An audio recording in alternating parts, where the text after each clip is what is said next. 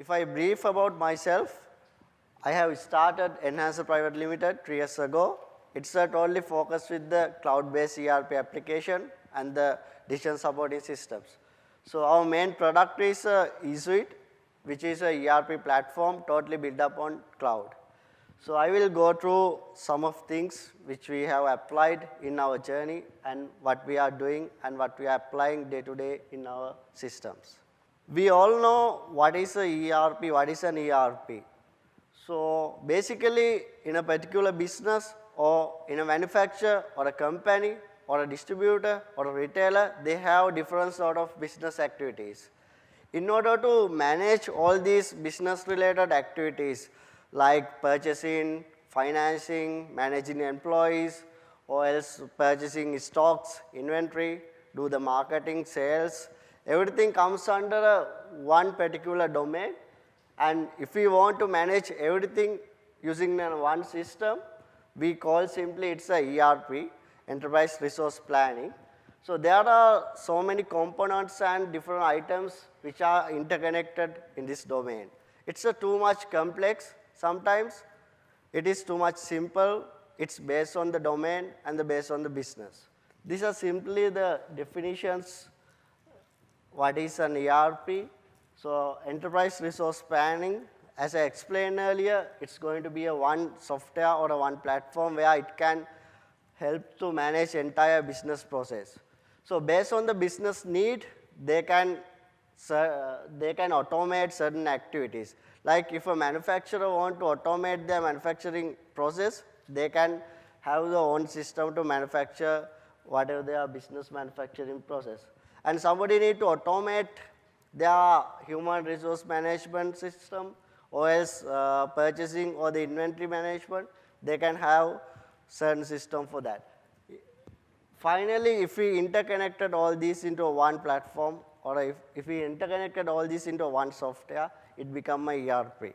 Today topic comes with the cloud, which is a keyword. We all know what is cloud computing. Can you remember when we started to hear this buzzword? Like 10 years ago? No, right? I can remember 5 years ago, maybe 4 years ago, it came to play with the cloud computing. But last 2-3 years, it became a buzzword in the industry. Everybody now talking with the cloud and everybody doing applications, system, everything on cloud.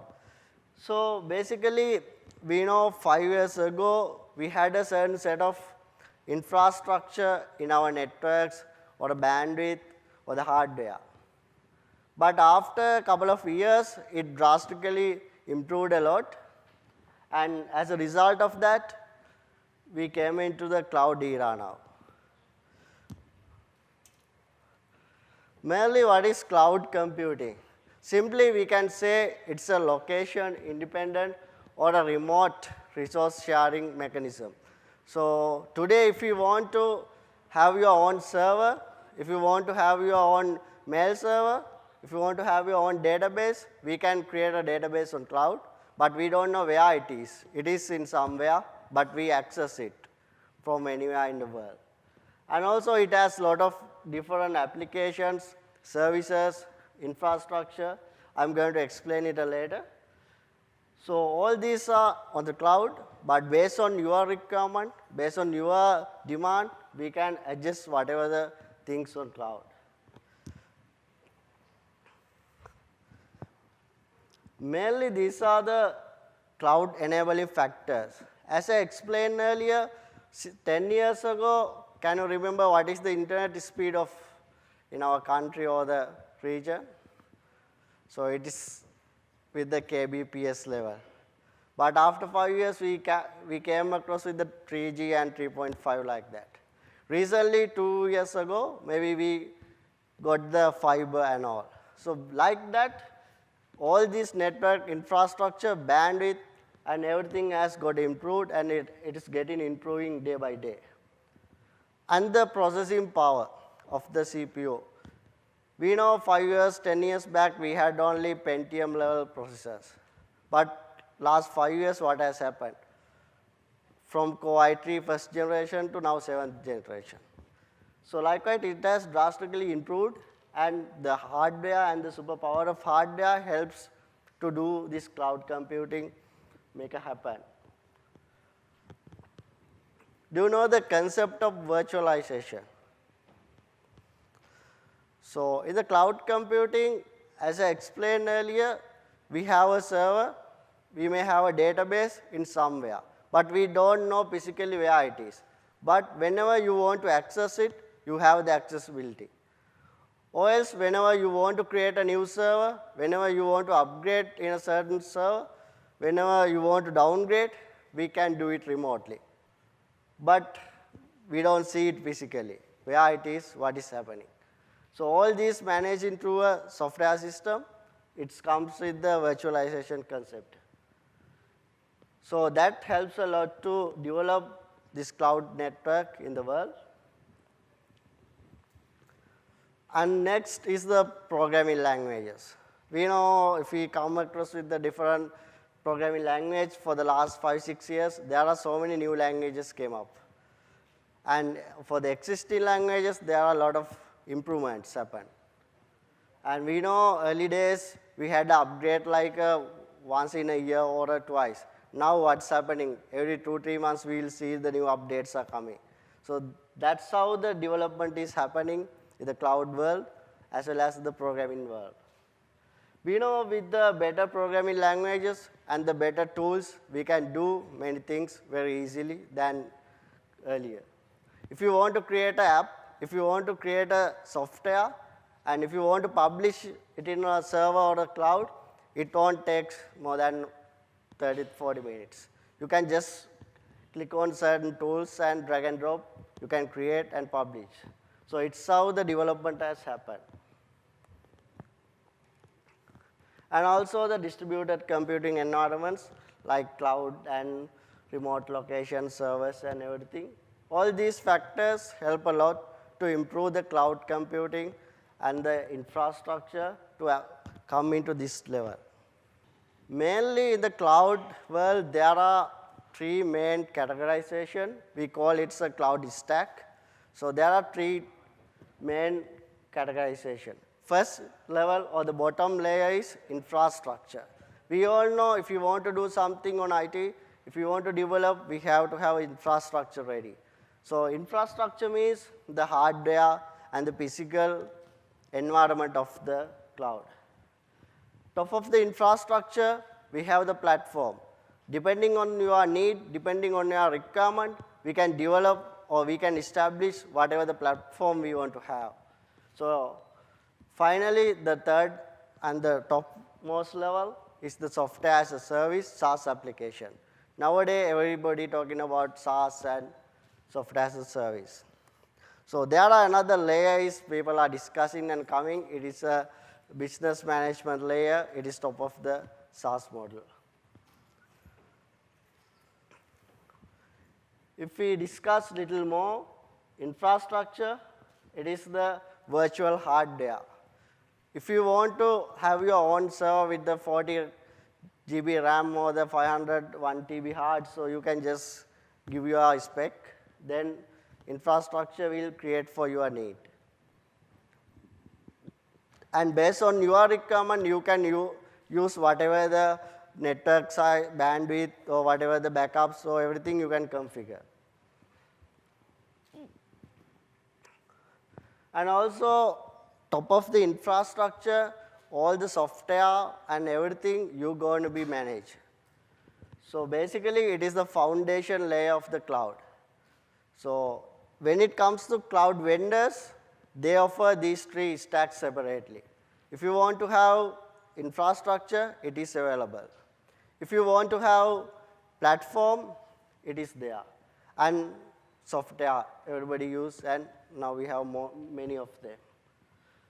And for all these installations or the configuration and the specs, you are responsible what you have. So that means you need to have your own network administrator or hard drive specialist to configure and put in those together. So that's the infrastructure level or the stack level we talked earlier. Secondly, we have the platform as a service. So platform is the second layer top of the infrastructure. All these application level servers like database, mail servers, or application servers, operating systems, everything installed top of that infrastructure. So if you have a certain requirement, you can install all these mail servers or the database by your own. But if you think I don't need to have this is in a certain way, you can go into next layer. But if you install this application, you need to maintain all the updates or the patches or configurations and everything. So all these application level handlings and everything is your control and your responsibility. So this is the second level of the stack. And the top of that, we have the software as a service. Today, we all use this Gmail, Microsoft 365, Salesforce, everything is a software as a service.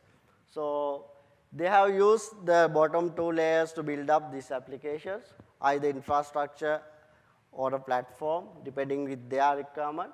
And they have implemented apps and installed. So this is the top level applications. And mainly, you know the term multi-tenant. Whenever we have a cloud application, it becomes a multi-tenant in a nature. Because we have a one application, it's going to used by the many users. But the all data is secured within their user level, but they use the same application and the same database. But data won't be shared within the users. It has restrictions and the access level.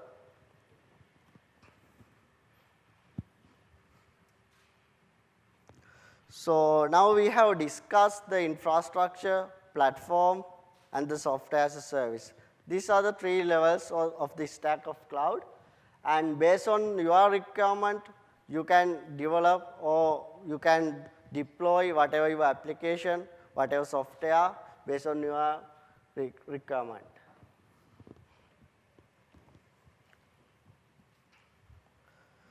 So as I explained earlier a bit about myself, our company Enhancer, we develop cloud ERP since last 4 years. So we started our journey with legacy applications. We know early days we had these Windows applications and certain type of things. Next step would be we had this web technology where client-server model architecture. So we converted our existing ERP into client-server model and we deployed within customers. For each customer have separate server and separate hardware depending with their requirement. So it's how that has happened. Recently we redeveloped and re-engineered entire platform into the cloud. So now all our clients are moving into the cloud with our new platform. So it's a multi-tenant. It has one application. We don't have separate servers for different customers, but all the data is shared among only that customer account. So that's how our ERP works. So our product is eSuite. It is mainly a one single platform. We are targeting the manufacturers, distribution, and the retailers who want to integrate multiple level of business integration into one platform. So I will tell some stories related to this. We say a particular supermarket chain is there, and we want to integrate all their outlets into a head office. And some people go with the mobile to pick up the orders in field operation. So imagine a situation like that. So how we can map all this into a one platform? What are the technologies we can use there? So mainly we know we have the cloud infrastructure ready. So it is the central place where all the data is coming in or the coming out.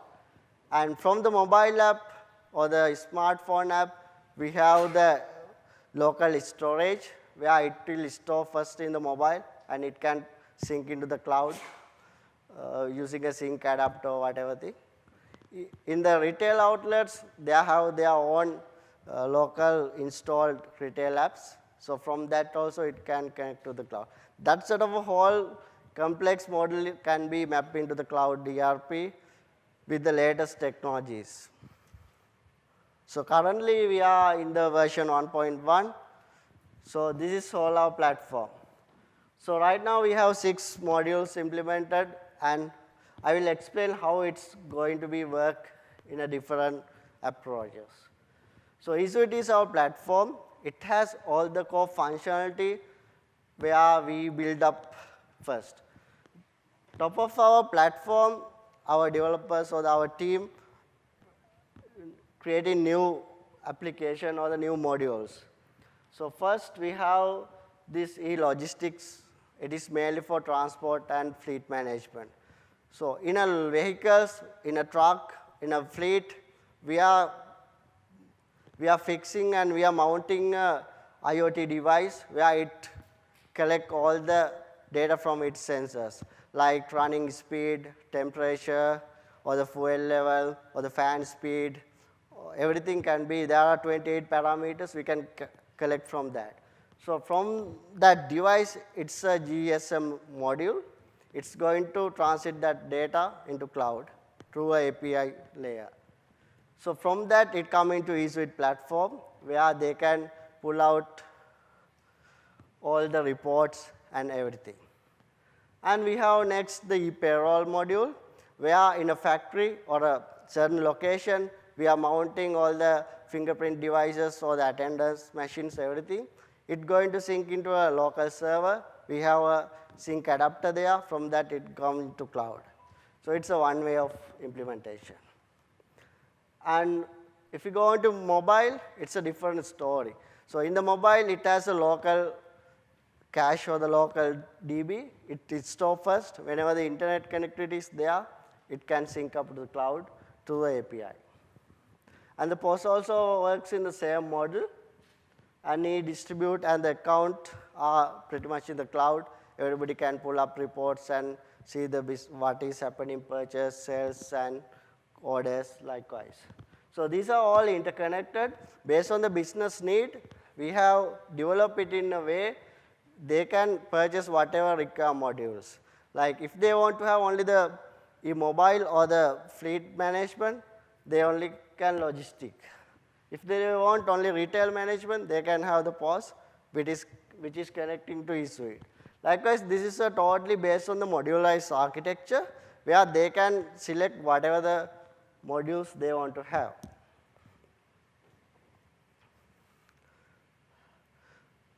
These are a couple of main features we have in our platform.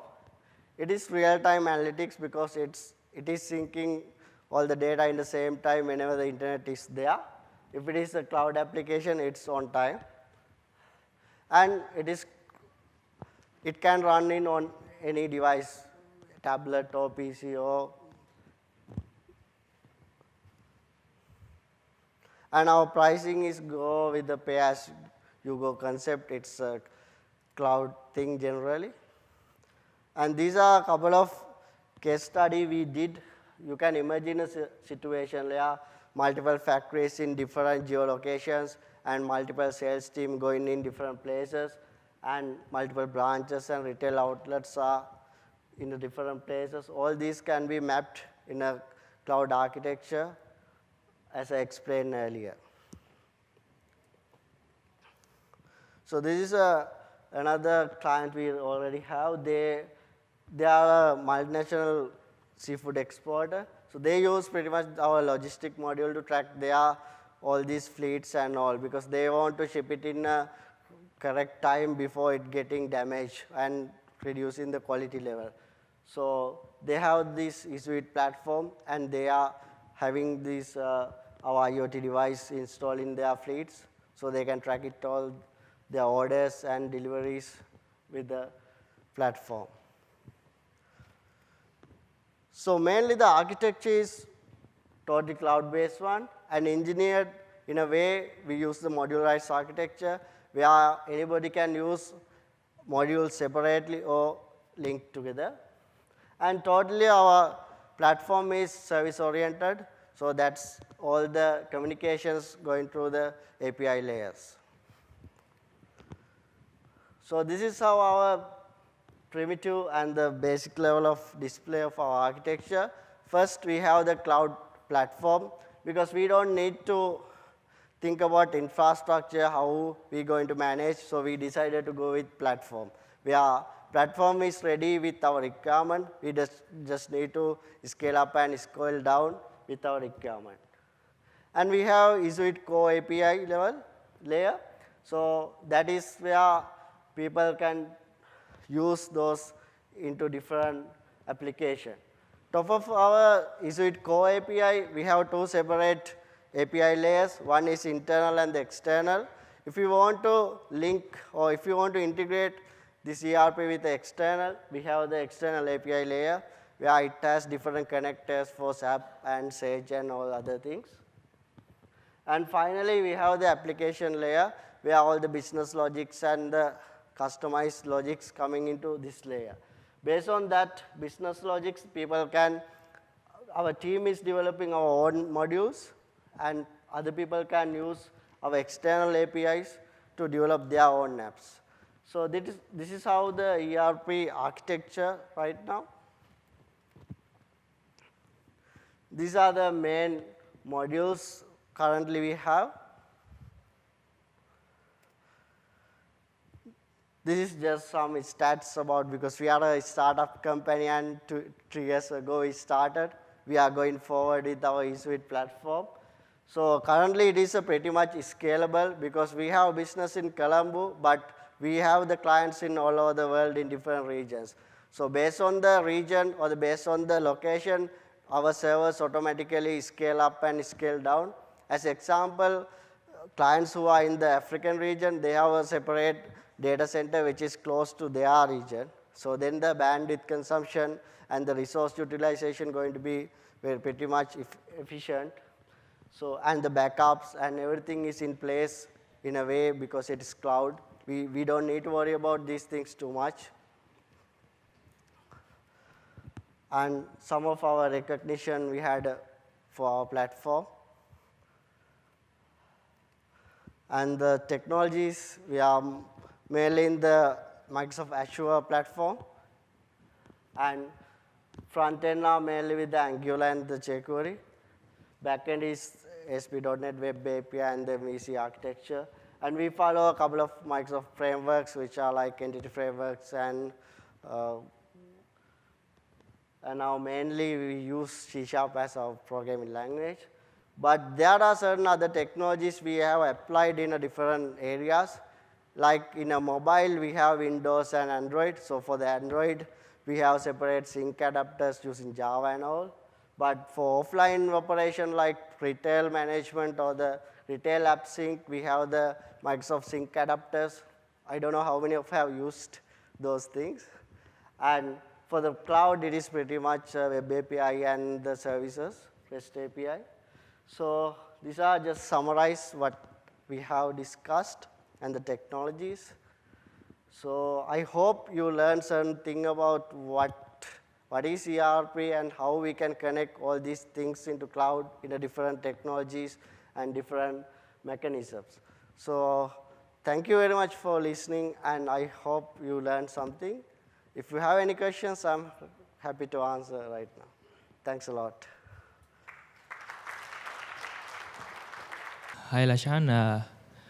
This is from regarding the IoT side. In your product, it's you said that it's there are sensor values transmit from the vehicles, and I think you have been using the Azure IoT Hub for tracking these values. And my question is there any way, any facility to store that values in a NoSQL database and use these values for the predictions, like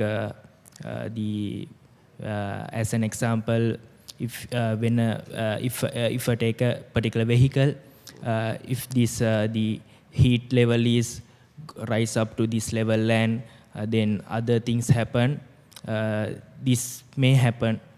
That kind of a prediction we can come to a conclusion. So your product is facilitated with the prediction thing also.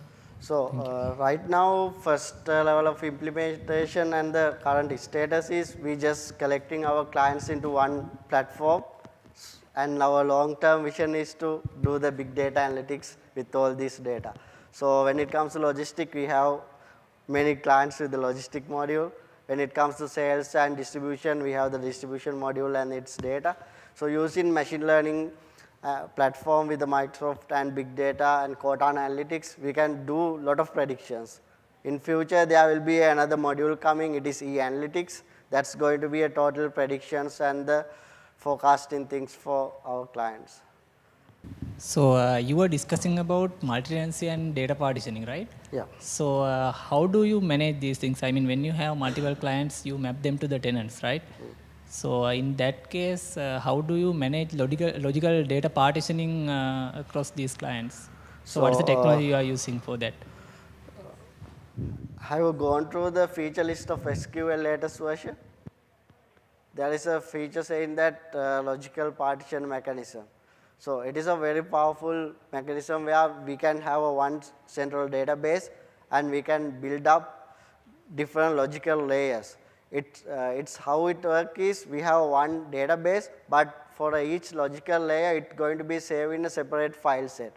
But as a whole it's going to be a one database for us, but internally it has a separation within its mechanism. So that's one way of that. And for all our clients, like we say we have 10 clients, for each and every client we'll get a separate unique key for their data. So we will encrypt all this data with their key and save it. So if there is anything happens or merge, but using that key only we can retrieve the data. So that is only accessible for that client. Thank you, Lashan. Thank you for that. Okay, thank you very much.